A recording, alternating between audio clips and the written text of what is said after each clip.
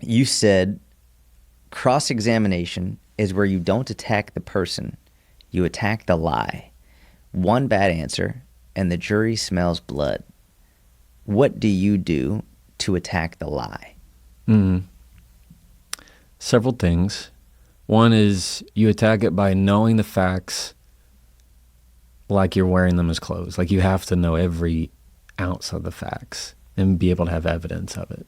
So when you have to have that knowing that you have the documents. Number two, you have to kind of walk them out on a plank.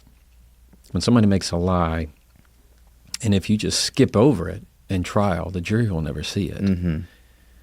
When somebody lying on the stand is that's their credibility at issue. That means if you can catch them in a lie and the jury can see that, then the jury will question all of the veracity of all their testimony. Because the argument is, if you can't trust their testimony here, you can't trust their testimony anywhere, Mm-hmm. especially if they're a very key witness. And so what I will typically do is you slow it down. Somebody lies, it's like you want to take that moment and draw it out like a wad of gum. All right? You want to make it so painful for that person on the stand, thinking that they were going to pull one over on you. And instead, you caught it, and you go, oh, no, this is too good. And so what happens is you give them enough rope that they will hang themselves. Like they can't get out of it without admitting that they lied. And so a key technique that I do is to ask the question again, but slower, in a way as if I don't almost believe it. It's kind of like how I do with my daughter. You do the same thing with Sure. people in your life. Okay. Yeah, absolutely. I'll ask my daughter, did you brush your teeth? And she'll say, yes, sir. And I'll look at her and go, you brushed your teeth. And she will like sheepishly start to look on her face. And she'll go, yes, sir. And I'll typically give her an out. I say, Ruby, if you haven't brushed your teeth, you can tell me now and you can go do it still. And she'll go, well, let me go check. That's what she'll say. But it's like that kind of technique. So you repeat it slowly. And what happens a lot of the times is the witness will turn it into a question. They'll respond in a question or say something like, well, what you think I wouldn't do that? And turn their response into a question. And so one of the best ways to do it that I do is I have a stack of documents with me. They might be totally irrelevant to the question I'm asking, but I'll put my hand on it and say, Mr. So-and-so, you weren't at the store that day. As though you're about to prove it. Exactly. And by that time, they feel the heat, and they'll say, actually, no, I wasn't. Mm-hmm. And that's when you stop, slow down, and that's when you look at the jury, and that's when you go back. Thank you for telling me the truth. And then you go back into it. But it's those moments where you kind of get to connect to what they call it, the third wall, the fourth wall, fourth wall or whatever. It's that. Whenever you can connect to those little moments.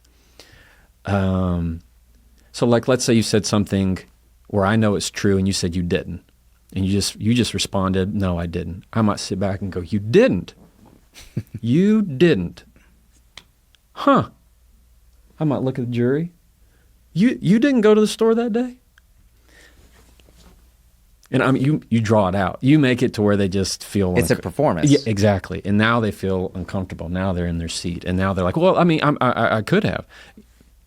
Well, did you or did you not? I'm not sure, because if you could have, well, then I'm not really sure that's an honest answer. And, I know you want an honest answer. And that's when you get to, like, put it on. That last part, I know you want an honest answer. That sticks out to me because people like to consider themselves honest. Exactly. And forthright. So it seems like you're almost giving them the opportunity to live up to the expectations that they would have of themselves. Exactly. Are there any specific instances in the courtroom that you can think of that you're able to share when someone was lying to you that you were able to catch it? Yeah. So I had a case where there was this lady. I was actually on the defense of this case. I was defending this this mom and pop company, and their driver had caused the accident. And this lady was putting on this waterworks show about how she couldn't hold her grandkids anymore. She couldn't go on walks.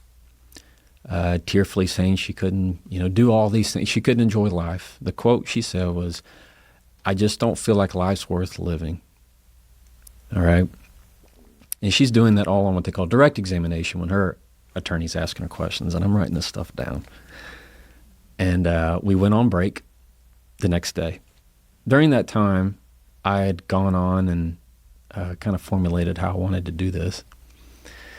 It's next morning, it's my turn. And the first thing I say was, Miss, let's say Gonzalez or something. You said something yesterday, and, it caught my attention. So much so I wrote it down because it hurt my heart so much. You said life is just not worth living anymore. You still hold by that?